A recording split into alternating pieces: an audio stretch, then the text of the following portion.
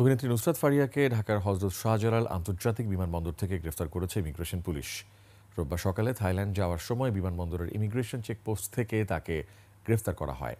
সাবেক মন্ত্রী পলকের ঘনিষ্ঠ সহযোগী এ অভিনেত্রীর বিতর্কিত রঙিন জীবনের বিস্তারিত জানাচ্ছেন মেহেদী হাসান। কেসারেন শেকড় থেকে শিখরে।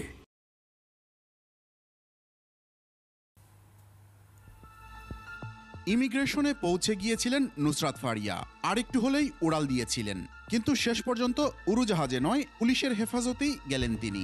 ভাটারা থানার একটি হত্যা চেষ্টা মামলার আসামি এই বিতর্কিত অভিনেত্রীকে থানা থেকে ডিবি হেফাজতে নেওয়া হয়েছে।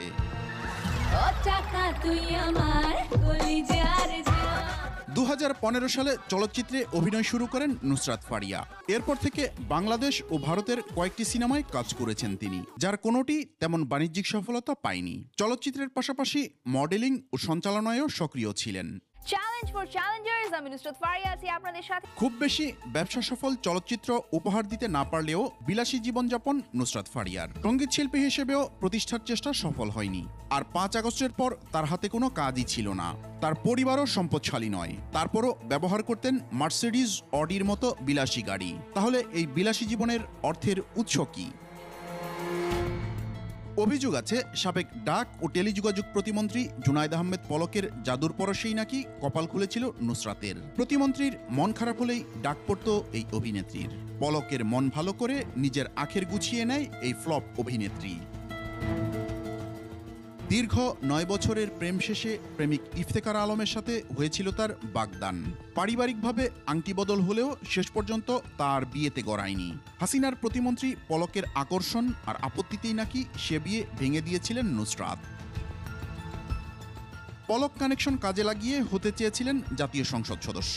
2024-এর নির্বাচনে প্রার্থী হতে জোর তদবির করেন। ব্যর্থ হয়ে শেষ পর্যন্ত সংরক্ষিত কোটায় সংসদ সদস্য হওয়ার চেষ্টা করেন। তবে হাসিনা মন্ত্রীদের বান্ধবী কোটায় থাকা কাউকেই মনোনীত না করায় সংসদ সদস্য হওয়া তার কপালে জোটেনি।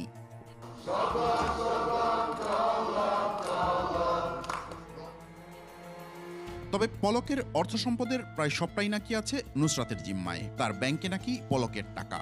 অভিনেত্রীর খাতায় নাম লেখালেও বারবার অনলাইনে জুয়ার মডেল হয়ে আরেক চরিত্রের প্রকাশ ঘটান নুসরাত।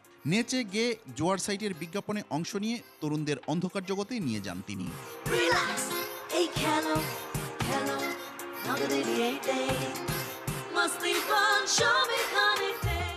নুসরাত যেন অন্ধকারের নায়িকা। তার সেই কালো হাতছানিতে ঢাকাই সিনেমার অনেক নায়ক ঝাঁপ দিয়ে বিতর্কে জড়িয়েছেন। জুলাই অভ্যুত্থানের পর অনেকটা গা ঢাকা দেন বিতর্কিত অভিনেত্রী